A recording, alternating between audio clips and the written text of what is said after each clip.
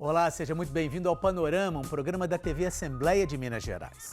Inflação alta, aumento dos juros e risco de recessão. Se você acha que estamos falando do Brasil, está muito enganado. Estamos falando dos Estados Unidos, a maior economia do mundo. Mas é claro que o que acontece lá tem reflexos aqui e também em todas as partes do mundo. O Panorama de hoje quer saber como a economia mundial deve se comportar daqui para frente.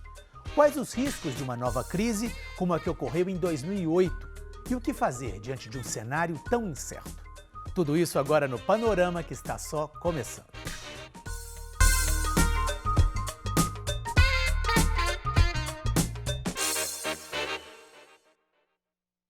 Eu converso com Leonardo Trevisan, que é professor de Relações Internacionais da SPM, a Escola Superior de Propaganda e Marketing, e também da PUC de São Paulo. Professor, muitíssimo obrigado por nos atender. Professor, antes de começar a conversar, eu queria mostrar que a inflação nos Estados Unidos nos últimos 12 meses foi a maior nos últimos 40 anos. Será que a maior potência econômica do mundo está em crise? Vamos ver esses números. Os Estados Unidos vivem em 2022 o pior momento de inflação em 40 anos. Em julho, a inflação no país bateu 9,1% no acumulado de 12 meses, segundo dados do Índice de Preços ao Consumidor americano. Em julho de 2021, o acumulado era de 5,4% em 12 meses. Em julho de 2020, o índice era de 1%. O avanço dos preços é puxado pela baixa oferta de produtos, combinada à alta demanda, além de problemas nos mercados mundiais de alimentos e combustíveis, fatores agravados pela guerra da Ucrânia e pela pandemia de Covid-19. Leonardo, muitíssimo obrigado mais uma vez por nos atender. Eu queria começar perguntando o seguinte: diante desses números altos de inflação, dessa situação complicada ao redor do mundo, os Estados Unidos, a maior potência econômica mundial, corre o risco de entrar numa crise nesse momento? Eu acho que sim, viu, Fernando? Quando nós olhamos para esses números, inclusive, eles têm momentos em que eles dão um sinal de melhora. Por exemplo, saiu ontem a inflação de julho nos Estados Unidos, né? E essa inflação sinaliza algo melhor, um momentinho melhor, né? Que ela era 9,1, caiu para 8,5. Ela sinaliza uma melhora, mas é uma dessas melhoras enganosas, porque a melhora só está acontecendo porque o preço do petróleo caiu um pouco, porque o mundo parou. A China diminuiu o seu crescimento econômico e a Europa freou brutalmente porque tem medo de não sobrar petróleo e gás, principalmente gás, para o inverno que está chegando, dado os problemas que tem com os russos. Então, como o mundo deu uma paradinha, né, de alguma forma a economia norte-americana recebeu petróleo mais barato. Petróleo mais barato, como todos nós sabemos aqui, quando enchemos o tanque do carro, já dá uma folguinha. É essa folga que apareceu. É uma folga enganosa, porque, de algum modo, quando a economia no mundo voltar a crescer, essa situação vai complicar outra vez. E complicou por quê? Esse é o ponto, né? O mundo vinha já... Nós temos aí uma soma de situações que não são convenientes, situações ruins. A primeira delas, todos sabemos, é a pandemia. A pandemia parou a economia, foi obrigatório, não tinha saída. Segundo resultado da pandemia, os governos precisaram desviar recursos de uma série de necessidades para socorrer os mais necessitados. Era obrigatório e foi assim no mundo inteiro. Só que a conta chega. Esse desvio de recursos vai provocar inflação, vai provocar uma série de necessidades. Pandemia e subprodutos da pandemia. E terceiro ponto, como todo mundo sabe, nós temos uma guerra em curso, que é a guerra da Ucrânia, que atinge principalmente dois produtos básicos: petróleo, energia, mas atinge também comida, porque a Ucrânia, junto com a Rússia, é responsável por 25% da oferta de trigo no mundo. Só esse dado já basta para a gente perceber que a coisa não é boa. Então, esses três pontos construíram a crise. A crise vai se solucionar rápido? Infelizmente, não. A questão do aumento da taxa de juros nos Estados Unidos. Eles aumentaram 0,75, que não é uma coisa muito comum para eles lá. Isso vai ajudar a conter? É uma medida correta no entender do senhor? Olha, é aqueles remédios amargos, Fernando. Eles não tinham outra saída. Quando você tem um ciclo inflacionário tão alto, você tem muita inflação, como é que você resolve essa inflação? Né? Você resolve essa inflação fazendo os preços baixarem. Como é que você faz os preços baixarem? Você pode fazer isso numa paulada, determinar, não resolve. O mercado é mais forte. Então, como é que você faz isso? Você lentamente tira dinheiro do bolso das pessoas para que, de alguma forma, o comerciante, quem está vendendo, quem está produzindo, entenda que precisa baixar os preços.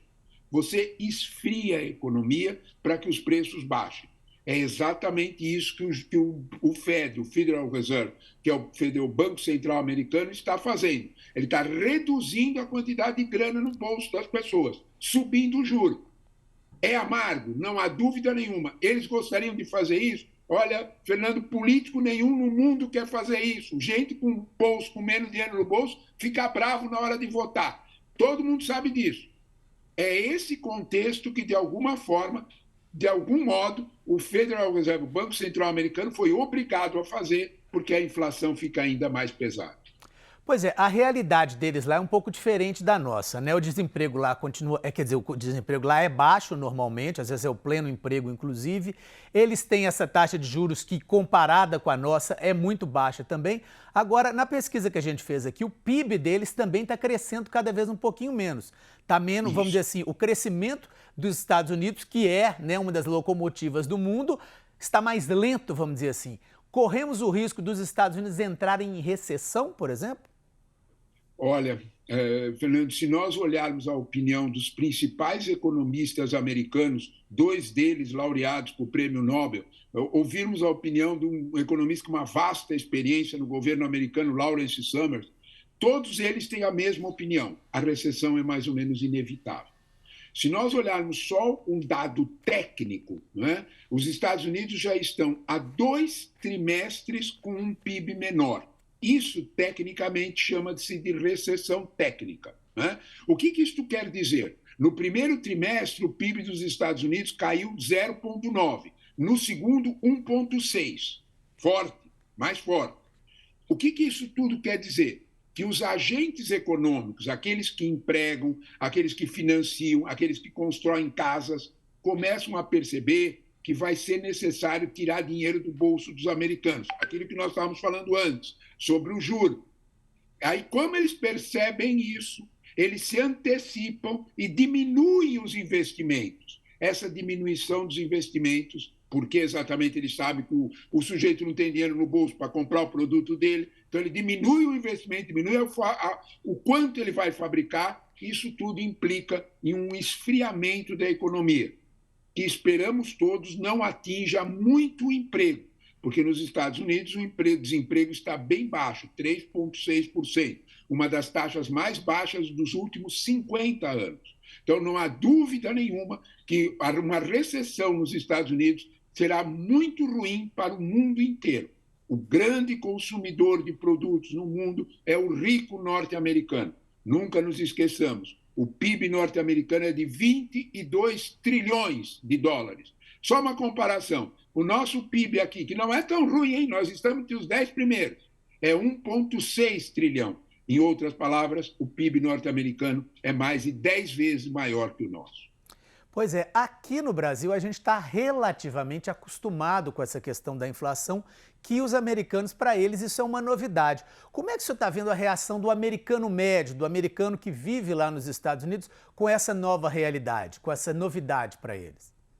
Olha, essa novidade assusta, essa novidade preocupa. E o maior preocupado com essa novidade é o senhor Joe Biden, porque ele tem uma eleição em novembro. E todas as pesquisas sinalizam que a maior preocupação dos americanos é a subida dos preços. A primeira delas, igualzinho a nós aqui, a primeira delas é quando o sujeito vai pôr gasolina no carro. A gasolina que custava R$ 3,40 o galão, lá eles vendem gasolina por 3,5 litros, mais ou menos é o galão, custava $3,45, antes da guerra da Ucrânia está custando $5. Agora recuou um pouquinho para 4,40. Só esse pequeno recuo já deu uma folga. O americano já ficou menos tenso com isso.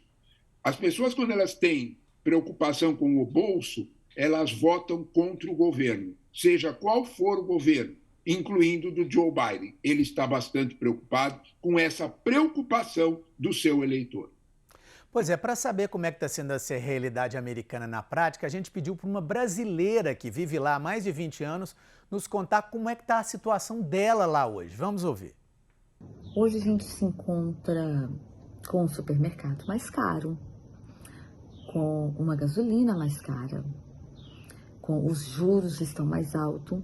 Se você vai comprar um carro, se você vai comprar uma casa, os juros estão mais altos. Os aluguéis estão bem mais altos. Então, o dia a dia das pessoas está mais caro. Então, uma família, ela teve uma alta dos seus gastos. Mas, essa alta aqui, com a família das pessoas que moram aqui nos Estados Unidos, não impacta muito. Porque a qualidade de vida das pessoas aqui é praticamente uma qualidade de vida boa. Aonde afeta mais é a parte aonde sobra, não na necessidade. Então quer dizer que sobra menos dinheiro para você poder investir, menos dinheiro para você investir no seu futuro, para você investir na sua aposentadoria, para você guardar, para você comprar uma casa, para você trocar de carro, para você melhorar de vida. Essa que é mais a diferença. Pois é, essa questão bem diferente da gente aqui no Brasil, cuja inflação afeta os mais pobres de uma maneira bastante forte. Como é que o senhor vê essa questão nos Estados Unidos para a classe média americana, ou no caso dessa brasileira, que parece que também é da classe média, de não conseguir fazer essa poupança, não conseguir, vamos dizer assim, investir ou continuar levando a sua vida da forma que ela levava normalmente? Olha, primeiro de tudo, foi muito feliz as expressões que essa moça usou, né? Ela pegou o problema de uma forma muito clara. Os Estados Unidos estão satisfeitos com aquilo que é um poder aquisitivo para as necessidades básicas. Palavras chiques que ela resumiu melhor. Aquilo que as pessoas compram no supermercado, aquilo que elas têm que pagar o aluguel, elas têm o recurso para isso. Em outras palavras, está aí o desemprego, 3,6, baixinho, de certa forma, a grande maioria dos americanos consegue viver como eles viviam antes da pandemia. Ótimo. A situação diferente está naquilo que a gente poderia chamar de algum sabor para a vida, né? Não é o dia a dia da vida. É a viagem extra, é o planejamento de uma casa nova, é a compra de um carro para o filho. Essas coisas todas estão vetadas pela subida da inflação. É isso que a moça explicou de uma forma claríssima, né? A inflação é muito preocupante para os políticos exatamente pelo que a moça explicou, pela falência dos sonhos, pela impossibilidade de sonhar, de fazer coisa diferente. As pessoas a economia lida com expectativas. A economia é a ciência das expectativas. Se as expectativas baixam, tudo piora. É isso que a moça quis explicar, não é? De alguma forma, quando nós olhamos para esta realidade, nós vemos exatamente o volume de preocupação do americano médio com o seu futuro imediato. Isto sim é bastante preocupante, isso está ocorrendo, isso é que é importante de ser frisado, no mundo desenvolvido todo. O mundo pobre, que é o caso nosso aqui, nós temos uma quantidade enorme de pessoas. Nós temos 118 milhões de brasileiros, segundo o IBGE, que vivem com R$ 413 mensais. Pense, hein? Por favor. Né? São para tudo, hein? R$ 413 para todas as despesas. Então, nós temos um país com uma séria dívida social. Esse país assim é diferente dos americanos. A realidade lá é bastante diferente da nossa, porque aqueles produtos básicos eles estão atendidos. Pois é, agora a pergunta é exatamente essa. Como essa realidade de lá pode afetar a nossa realidade daqui? Olha, meu caro, ela pode afetar principalmente se a recessão chega nos Estados Unidos, nós vamos ter um problema sério aqui no Brasil, porque os Estados Unidos são o nosso segundo mercado consumidor de produtos que nós fabricamos e vendemos. Este ponto é muito importante. O primeiro grande dono das trocas comerciais no Brasil, quer dizer, soma do que nós importamos deles e aquilo que nós vendemos para eles. O primeiro é a China, sem dúvida nenhuma. O segundo são os Estados Unidos. Praticamente 15% das nossas trocas comerciais, e troca comercial quer dizer o que você importa, o que você exporta, e isso é o que você produz aqui dentro. Né?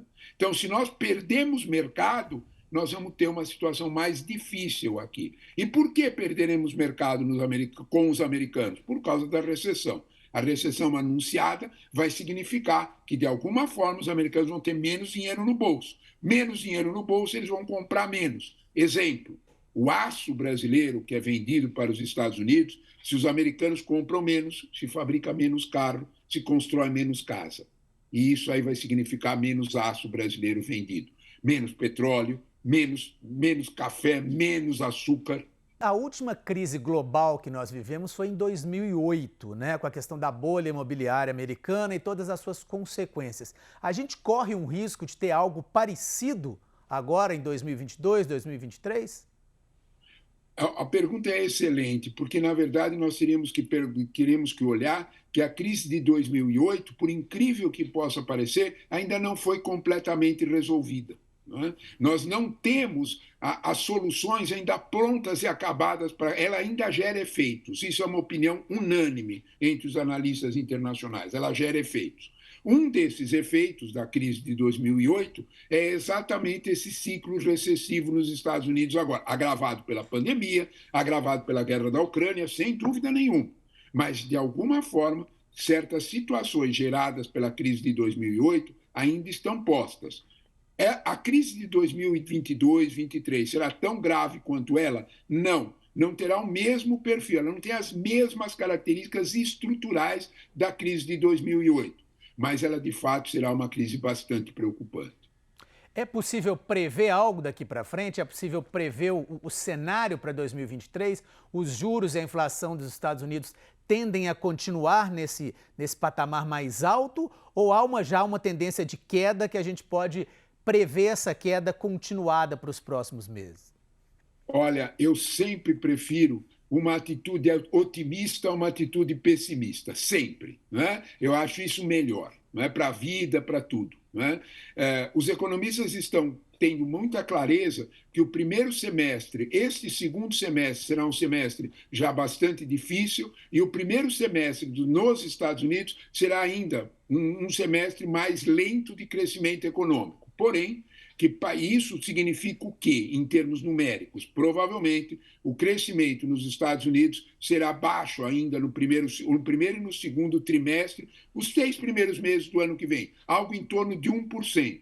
Mas, se nós ouvirmos a Janet Yellen, que é a secretária do Tesouro, se nós ouvirmos Jerome Powell, que é o presidente do Fed, do Banco Central Americano, ambos estão prometendo um segundo semestre e um Natal para 2023 bem melhor que o de 2022. Eu prefiro essa previsão, sabe? Eu prefiro a previsão otimista que eles estão apresentando do que nós comentarmos que esse próximo semestre e o próximo ainda será um semestre de algum sacrifício. Professor, para finalizar, e para o Brasil, como é que a gente pode prever esse segundo semestre com uma disputa eleitoral acirrada e 2023 ou com um novo presidente ou com um presidente reeleito, mas num cenário econômico complicado que já vem desde 2022? Não há dúvida nenhuma. Nosso quadro é um pouco diferente. Nós temos aí a gente pode dizer assim, nós temos os nossos erros particulares, nós temos os nossos erros nacionais, né? Um deles são as escolhas orçamentárias que nós estamos fazendo agora, anteriores à recessão. As escolhas anteriores à recessão, nós fizemos certas mudanças na economia para baixar a inflação, aquilo que nós estávamos comentando antes, né? Meio que é uma mudança artificial, mais forçada. Essa conta dessa baixa da inflação mais forçada, ela chegará em 2023. Nós teremos que repor esse recurso. É uma opinião mais ou menos generalizada. Você não vê nenhum economista fazendo uma aposta para 2023 maior do que um crescimento econômico entre 0,5% e 1%. né? Então, nós temos aí um crescimento econômico para o ano que vem especialmente contido se a recessão mundial não for muito forte. Se a recessão mundial, se China e Estados Unidos crescerem menos, significativamente isso vai bater por aqui e nos fazer crescer menos também. Professor, muitíssimo obrigado pela entrevista. Obrigado a vocês pelo convite. E o Panorama de hoje termina aqui. Muito obrigado pela sua companhia e até o nosso próximo programa.